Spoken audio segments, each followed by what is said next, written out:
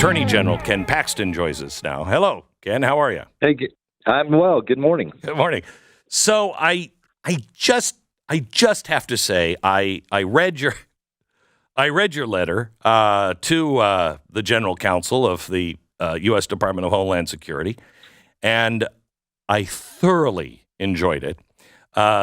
This particular paragraph I would like to quote. You are talking to a man who the Department of Homeland Security and the federal government has said, we have government land and you're not letting us use and access our government land so we can get down to the river. You said, second, you say the United States acquired a perpetual easement from the city of Eagle Pass in 2018. What I said last week about the 2015 MOA, I'll say again now about your latest claim. Quote, Texas never approved that transaction as required by Article 4, Section 10 of the Texas Constitution. Your federal agency cannot have something that it was not the city's right to give. You are invited to read that document here, and you hyperlink to the Constitution. But even if the 2015 MOA were somehow valid, you're not seeking access consistent with its terms. The exclusive easement from 2018 is attached for your convenience. Its express purpose is to allow maintenance of a road along the river, including the right to trim trees or other obstacles within the roadway. Elsewhere, the 2018 easement prohibits the United States from making any permanent improvements other than roadway without written city approval. If your federal agency wishes to help municipal officials with tree trimming and road maintenance chores, I suspect they would appreciate the help. The 2018 easement, however, nowhere contemplates allowing the federal government to deploy infrastructure that President Biden will use to wave thousands of illegal aliens into a park that will continue to be and used and enjoyed for recreational events. I found your clarity enjoyable. Yeah. Me too. Yeah. I mean, it's not complicated, and they keep misstating what actually is true. And you know that about the border and then about this particular case, because the law and the facts do not back them up. And so they make unfounded claims about it, how it's their property and how they have an agreement with the city that's obviously not based in any fact. So anyway, it's the way they operate, and it's how they've operated for 3.5 years. And we're going to hope that the electorate gets it and realizes how bad this is. So there's been people that saying that none of this constitutional stuff was argued with the last case that was in front of the Supreme Court. And if I'm not mistaken, that's true. You're arguing an invasion backed up by 8 different letters given to the president. He ignored all 8 of them. This is an attempt, I think, to get them into the Supreme Court. Is it not? Yes. So, it was 10, 12 years ago that Obama sued Arizona over their law, which tried to protect Arizona, and Roberts and Kennedy and the 3 liberal judges came in and said that's, it's preempted by federal law. But it is true also that we've seen a very different border than we've ever seen, and the consequences of that decision have had a dramatically negative impact on the country. I don't even know if you can measure it, both socially and economically. But it's also true that it wasn't argued that there was an invasion. So this is a different argument in front of a very different court, and we're hopeful that we can get at least the 5 justices that are not Roberts, and maybe even Roberts, if he starts realizing how bad that decision was. So you have the only case that I think that they could make that the American people would understand is, well, this is not an invasion. That's not what the Constitution meant by invasion. And we could argue that point all day long and win 1,000 times. However, but you're not the only one saying it. Now you have 25 governors saying it, and the state of Mexico is now saying that they fear there's an invasion of their country coming in from the southern border, their southern border. Well, you're right. There's more people saying it, more recognizing it. It's becoming common knowledge and common understanding. It's also true. I don't think that any of these states would have joined the Confederation, or they were signed on to the Constitution. And I don't think Texas, surely at that time, would have signed on if they believed that the federal government could pass laws about people coming across the border and then somehow not enforce those laws, and then the state would be prohibited from defending their borders, and they would have to allow all kinds of crime and who knows who coming across the border, including terrorists. I cannot believe that was the understanding at the time. So it's difficult for me to believe that's what the founders meant, and that's what really matters here. What did the founders envision? So I want to go back to this because Ken Cuccinelli and others have said Paxton and Abbott are not asserting the invasion clause in the border fence case. They did in the Bowie case, but not this one. This is separate, correct? Yes, they're separate cases. The one, we were sued by the federal government. The other, we sued the federal government. So we had different arguments for different cases. We've made the invasion argument. The governor has declared an invasion. You can quibble over how we use it, when we use it. I guess if Ken wanted to write the briefs, he could come in and try to help us. But the reality is, we've got a pretty good team that's been pretty successful against Biden administration. So I guess you can always say, well, they're not perfect. They don't get 100% of the wins.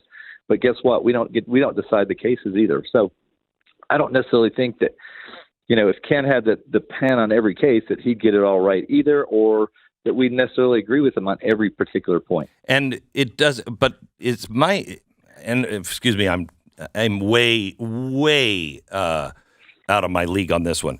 But it seems to me that this is something entirely new. What happened last week after the decision, that this is entirely new, and you're trying to either get the government to sue you or you in a place where you have to sue the government. So this is entirely separate, is it not? That's correct. And we also have another law going into effect.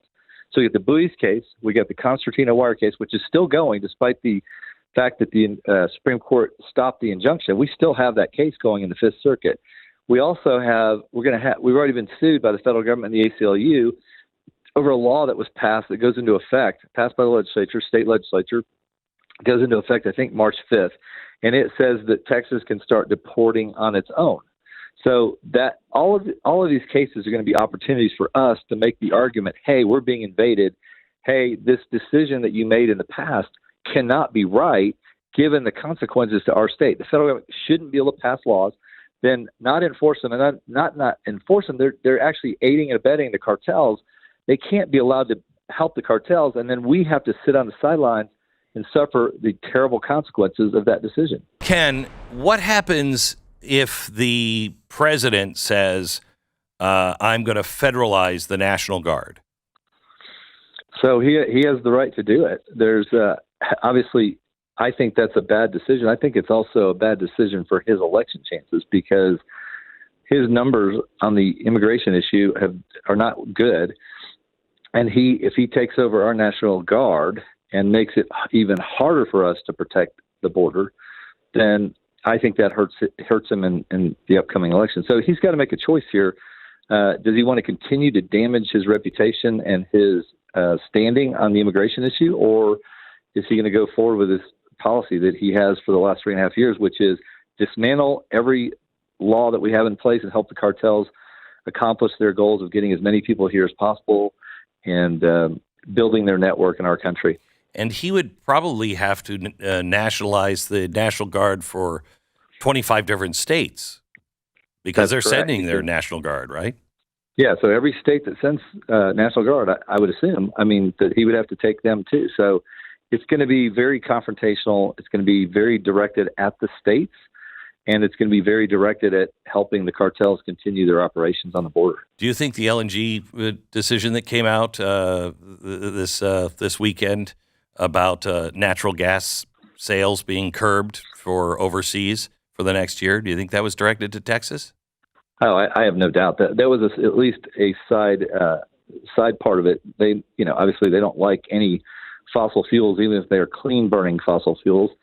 They've enriched many people doing all this alternative stuff that doesn't work yet. At least it's not affordable for most Americans. So, but there's no doubt in my mind, they were like, probably enjoying the fact that it would hurt the Texas economy. But I also think that's what the border is about. They want to, not only is it about voting, that's the long-term thing, but the other part of what they're doing is they're bringing people into our state so that we have higher costs. We have law enforcement costs, healthcare costs, we have education costs, and they know that, and they know that the Republican states have been successful versus the Democratic states, and that's proven by people voting with their feet. And I think they're doing their best to damage and harm in any way possible, even if it means higher crime, the Republican states. So, Ken, this is a crazy conversation we're having. It is. It's hard to believe I'm saying this. It sounds so conspiratorial, but I don't have to. I can see what they're doing. It's not like a secret. It's all out in the open. So for me to say that, I'm just commenting on nothing secret. I'm commenting on what I see. And it's pretty obvious this hurts our state. It's pretty obvious they're bringing these people in because they want them to vote and they want to be able to use them in their congressional drawing. And it's pretty obvious that they know that they'll bring these people to Republican states and they'll hurt the Republican states. So Friday, there was this moment when the president said, you have 24 hours. That it sounded like, wait, 24 hours for what? And giving people we were entering times, if things go awry, and God help us, I don't want this, but if things go awry, you're going to have the ambiguity of, wait, do I answer that law or this law? And this is what a constitutional crisis looks like. Have you guys talked about that being a real possibility, that he does something really foolish that causes real trouble? Yeah, we've certainly talked about it. We've certainly thought about it. It's hard to imagine that he would somehow try to create some armed, violent conflict.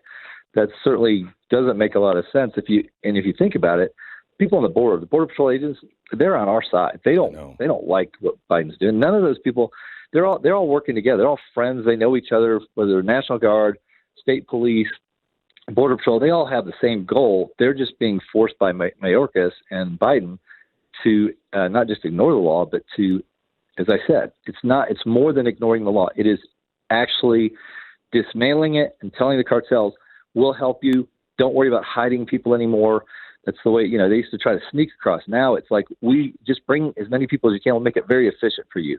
So, they're making $10,000 to $12,000 a person. So it's very helpful to the cartels to have the Biden administration doing this. And they know that. And that's why they're incentivized to get as many people here as possible. What do you think of the trucker convoy? Is that helpful? Oh, I'd love to see the border shut down. The reality is anything that makes Biden blink and stop doing this, and economic consequences when things are not being shipped back and forth have an economic consequence. And that's why we do economic sanctions. And if this is the only way we can stop the terribleness, I don't have a problem with anything like that affects commerce and sends a message to the Biden administration. It's like a strike. Right. It sends a message. I worry only because, up in Canada, look what they tried to do to those truckers and did. But this isn't Canada.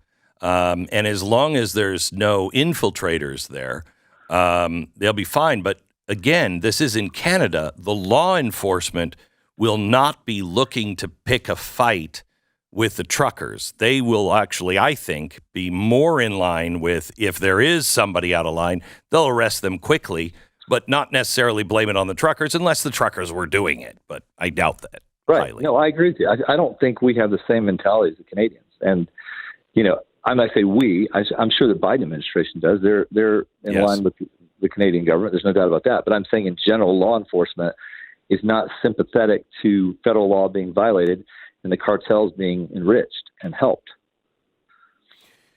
What are you saying to the other 25 states? And is there a chance any of the others, like Denver just said, we're out. We have nothing. We can't. You got to get out of our homeless shelters because we can't afford to keep this. Are any of the other states possible on joining? Yeah, look, I think this is going past Republican, Democrat. You can see, these sanctuary cities were created during the Trump administration to complain about Trump's enforcing immigration law. Then when Biden came in, suddenly they start getting a trickle. I say trickle compared to what we have to deal with. And suddenly they're realizing, wow, this is really expensive and it has high costs both economically and socially. And they realize this is not a good thing for our city. And I think you're going to see more and more cities because they literally it's just not enough money to pay for the entire cost of millions and millions of people moving into our country. And we're all going to be suffering for this for a long time.